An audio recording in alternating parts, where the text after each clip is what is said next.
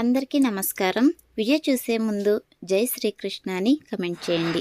అలాగే వీడియోని లైక్ చేసి మన ఛానల్ను సబ్స్క్రైబ్ చేసుకోండి. ఇంట్లో ఉన్న స్త్రీలు ఏ నియమాలు పాటిస్తే ఇంట్లోకి దేవతలు వస్తారో ఈ వీడియోలో పూర్తిగా తెలుసుకుందాం. ఇంటిని పరిశుభ్రంగా ఉంచే చోటే లక్ష్మీదేవి కొలువై ఉంటుంది. వాస్తుశాస్త్రం ప్రకారం మహిళలు తమ రోజువారీ కార్యక్రమాలను ఒక క్రమ పద్ధతిలో చేస్తే ఆ ఇంట్లో ధనలక్ష్మి తాండవం చేస్తుంది. రోజు మహిళలు ఇలా చేస్తే పేదరికం ఇంటి నుంచి పలాయనం చిత్తగించడం ఖాయం. మన ఇంటిపై లక్ష్మీ కటాక్షం కలగాలని ప్రతి ఒక్కరూ కోరుకుంటారు. తమ సంపాదన పెరిగి ధనవంతులు అవ్వాలని చాలామంది కష్టపడుతూ ఉంటారు.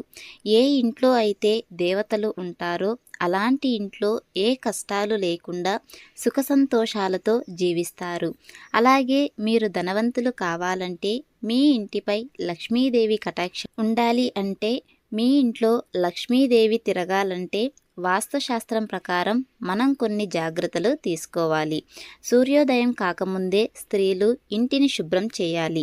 బారెడు పొద్దెక్కిన తర్వాత లేచి శుభ్రం చేస్తే ఇంట్లో దరిద్రం వెంటాడుతుంది. ఇంటిని శుభ్రం చేసిన వెంటనే స్నానం చేయాలి. లేటుగా స్నానం చేస్తే ఇంట్లో పేదరికంతో పాటు ఒంటికి బాధలు తప్పవు. సువాసిని స్త్రీలు నలుపు రంగు వస్తువులను వాడటం కానీ నలుపు రంగు బట్టలను కట్టుకోవడం కానీ ఎప్పటికీ చేయకూడదు.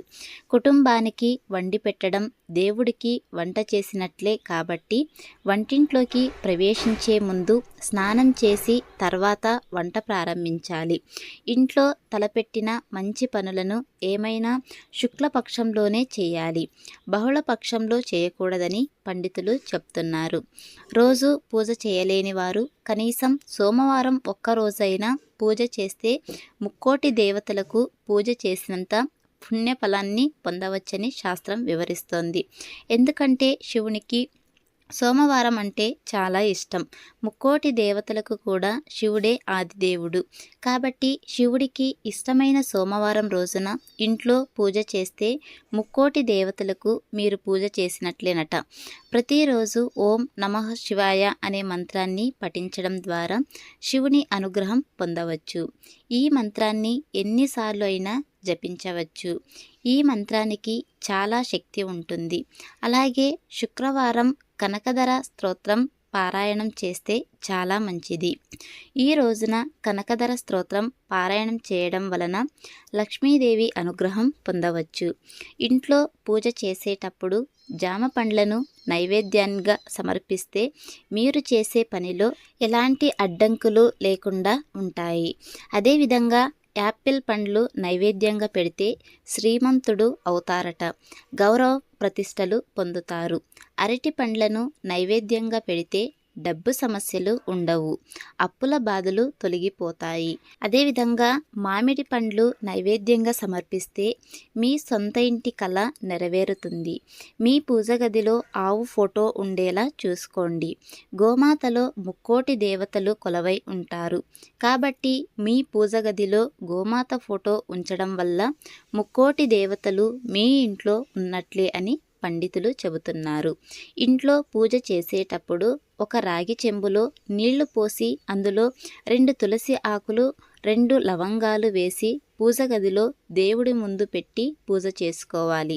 పూజ చేసిన తర్వాత ఆ నీటిని తీర్థంగా స్వీకరించాలి.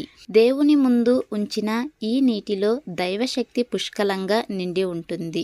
ఎవరైతే ఇలా పూజ చేస్తారో వాళ్ళ ఇంట్లో ఎల్లప్పుడూ దేవతలు ఉంటారు. రాళ్ల ఉప్పు అంటే లక్ష్మీదేవికి ఎంతో ఇష్టం. కాబట్టి శుక్రవారం సాయంత్రం రాళ్ల ఉప్పును ఒక పేపర్లో కట్టి మీరు పడుకునే మంచం కింద ఉంచండి. తెల్లవారిన తర్వాత ఇంట్లో ఉండే స్త్రీలు ఎవరితోనూ మాట్లాడకుండా ఆ ఉప్పును తీసి ఎవరూ తిరగని ప్రదేశంలో పారేయాలి. ఇలా చేస్తే మీ ఇంట్లో ఉన్న దుష్టశక్తులన్నీ పోయి లక్ష్మీదేవి మీ ఇంట్లో తిష్ట వేసుకుని కూర్చుంటుంది. దేవుడికి కొబ్బరికాయ కొట్టినప్పుడు అందులో పువ్వు వస్తే చాలా అదృష్టం అని పండితులు చెబుతున్నారు. కొబ్బరికాయలో పువ్వు రావడం చాలా ప్రత్యేకమట. దైవం ఇచ్చిన ప్రసాదంగా భావించాలి. కొబ్బరికాయలో పువ్వు వస్తే త్వరలో త్వరలోనే మీరు అనుకున్న కోరికలు తీరుతాయని సంకేతం. అలాగే మీ ఇంట్లోకి మంచి రోజులు రాబోతున్నాయని భావించాలి. స్త్రీలు ఒకరు ధరించిన పూలను మరొకరు ఎప్పుడూ ధరించరాదు. ఉప్పు, మిరపకాయలు, చింతపండు, ధాన్యాలు వంటి వాటిని ఎవరికైనా ఇచ్చేటప్పుడు చేతికి ఇవ్వకూడదు, కింద పెట్టి తీసుకోమని చెప్పాలి. శనివారం రోజున నువ్వులు, మినప్పప్పు, నూనె కొనుగోలు చేయకూడదు. శనివారం ఈ వస్తువులు కొనుగోలు చేస్తే మీ జీవితంలో అష్ట కష్టాలు తలెత్తుతాయి. శనివారం నూనె కొంటే మీ ఇంట్లో ఎవరో ఒకరికి అనారోగ్య సమస్యలు వస్తాయి. శనివారం రోజు ఉప్పు కొనకండి. ఇలా చేయడం వల్ల మీకు అప్పుల బాధలు ఎక్కువ అయ్యే అవకాశం ఉంది. విపరీతమైన అప్పుల బాధతో ఇబ్బంది పడుతున్న వారు అప్పుల బాధలు తీరాలంటే కొబ్బరి నూనెతో దీపారాధన చేయడం మంచిది. పూజ చేసేటప్పుడు కొబ్బరి నూనెతో దీపారాధన చేస్తే ఇంట్లో డబ్బు సమస్యలు ఉండవు. శుభ్రంగా ఉండే ఇంట్లో లక్ష్మీదేవి కళకళలాడుతుంది. కాబట్టి మీ ఇంటి ప్రధాన ద్వారం ఎంత శుభ్రంగా ఉంటే మీ ఇంటికి లక్ష్మీ కటాక్షం అంత బాగా పెరుగుతుంది. ఎందుకంటే లక్ష్మీదేవి ప్రధాన ద్వారం నుంచి ఇంట్లోకి వస్తుంది. ఇంట్లో లక్ష్మీదేవి స్థిరంగా ఉండాలంటే మీ ఇంటిని ప్రతిరోజు శుభ్రం చేసుకోవాలి. చెత్తను ఇంట్లో ఎక్కడ పడితే అక్కడ వేయకూడదు. ఇలా ఎవరైతే చేస్తారో వాళ్ళ ఇల్లు ఎప్పుడు డబ్బుతో నిండి ఉంటుంది. ఆర్థిక సమస్యలు కలగకుండా సమాజంలో గౌరవం కూడా పెరుగుతుంది. చాలామంది రాత్రి సమయమున గాజులు, కమ్మలు తీస్తుంటారు, కానీ అలా తీయరాదు. టెంకాయ చిప్ప తాంబూలంగా ఇచ్చేవాళ్ళు 3 కళ్ళు ఉండే భాగము తాము ఉంచుకొని మిగతా భాగము ఇతరులకు ఇవ్వవలెను. స్త్రీలు ఎప్పుడూ జుట్టు విరబోసుకొని ఉండకూడదు. ఇది జ్యేష్ఠాదేవి స్వరూపము. ఇది ఇంటిలో మంగళ కార్యములకు విఘ్నం కలిగిస్తుంది. సాయంత్రం 6 గంటలు దాటిన తర్వాత ఇల్లు ఊడవకూడదు. ఇలా చేయడం వల్ల మీ ఇంట్లోకి డబ్బు కష్టాలు వస్తాయి. శుక్రవారం సాయంత్రం స్నానం చేసిన తర్వాత ఒక గిన్నెను తీసుకొని అందులో రాళ్ల ఉప్పును వేసి ఆ ఉప్పు పైన 2 లవంగాలు కూడా వేసి మీ ఇంట్లో ఏదైనా ఒక మూలన పెట్టండి. మరుసటి రోజు ఉదయం అనగా శనివారం రోజున ఈ ఉప్పును తీసి ఎవరు తిరగని ప్రదేశంలో వేసేయండి, లేదా షింకులో అయినా వేసేయండి. ఇలా చేస్తే ఇంట్లో ఏ కష్టాలు ఉండవు. జీతం రాగానే ముందుగా ఆ డబ్బుతో శుక్రవారం రాళ్ల ఉప్పును కొంటే చాలా మంచిది. ఇలా చేస్తే మీ ఇంట్లో ఎల్లప్పుడూ ధనం నిలుస్తుంది. ఇంట్లో తులసి మొక్కను పెంచుకుంటే చాలా మంచి జరుగుతుందని వాస్తుశాస్త్రం చెబుతోంది. ఎందుకంటే దేవతలు తులసి మొక్కలో నివసిస్తారని హిందువుల నమ్మకం. ప్రతి శుక్రవారం తులసి మొక్కకు 2 చుక్కలు పచ్చిపాలు పోసి తులసి మొక్క ముందు చేతులు జోడించి మీ కోరిక నెరవేర్చమని ప్రార్థించండి. ఇలా చేయడం వల్ల మీరు కోరుకున్న కోరికలు నెరవేరుతాయి. ఇంటిలో దుమ్ము, ధూళి, సాలెగూళ్ళు దారిద్ర్య హేతువులు. కాబట్టి ఇంటిని ఎప్పుడూ పరిశుభ్రంగా ఉంచుకోవాలి. ఉదయం నిద్రలేచిన వెంటనే తమ నుదటిపై బొట్టు ఉండేలా చూసుకోవాలి. సూర్యాస్తమయం అయ్యాక తల దువ్వడం చేయరాదు. ఇలా చేస్తే లక్ష్మీదేవి ఆగ్రహిస్తుంది. అలాగే ప్రతిరోజు భోజనానికి ముందు కాకికి అన్నం పెట్టాలి. ఇలా చేయటం పితృదేవతలకు సంతృప్తిని ఇస్తుంది. అలాగే కాకికి భోజనానికి ముందు, కుక్కకు భోజనం తర్వాత పెట్టాలి. ఆడవారు ఎప్పుడూ దిండ్లుపై కూర్చోకూడదు. ఆడవారనే కాదు, ఇంట్లో ఎవరూ కూడా అలా దిండు మీద కూర్చోకూడదట.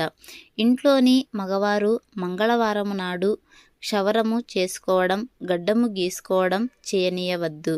ఇలా చేస్తే దరిద్రమని చెప్తారు. కాబట్టి ఇంట్లో మగవారు ఇలా చేయకుండా చూసుకోవాల్సిన బాధ్యత ఇల్లాలిదే. కొత్త బట్టలు ధరించే ముందు దానికి ఏదైనా ఒక మూల కొంత పసుపు రాయాలి. పసుపు క్రిమి సంహరిణి. అలాగే శుక్రవారము నాడు కానీ, జీతము వచ్చిన వెంటనే కానీ ముందుగా ఉప్పు కొనండి. ఇలా చేయటం వలన సంపద వృద్ధి కలుగుతుందని చెప్తారు.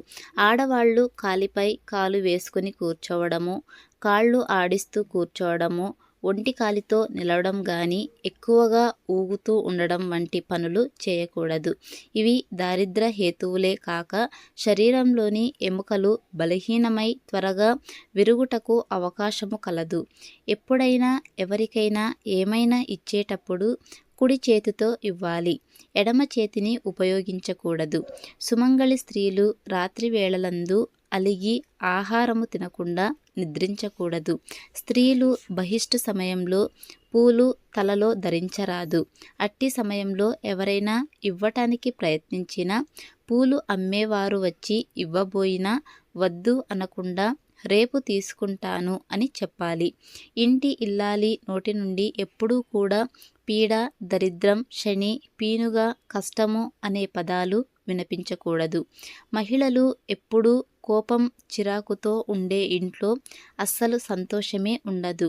అందుకే చీటికి మాటికి చిరాకు పడకుండా సహనంతో వ్యవహరించాలి. ఇలాంటి కొన్ని చిన్న చిన్న కిటుకులు పాటిస్తే మీ ఇల్లు లక్ష్మీ నివాసంగా మారడమే కాదు, ఎల్లప్పుడూ సుఖ సంతోషాలతో వెలిగిపోతుందని పండితులు చెబుతున్నారు. ముఖం కడుక్కోకుండా, పళ్ళు తోమకుండా వంటగది, పూజగదిలోకి వెళ్ళకూడదు.